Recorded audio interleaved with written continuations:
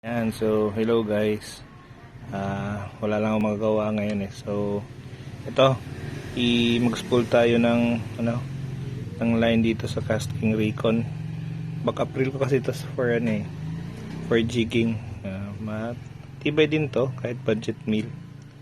At ang spool natin is Eastern Hunter.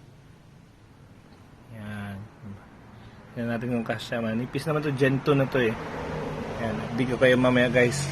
Ilagay ko lang yung sa maliit na rod. Pang bait and weight ko to na rod eh. Yan. Tingnan natin kung kasya sa casting Recon 20. So yan guys. Natali ko na. Mag-start na tayo mag-spool.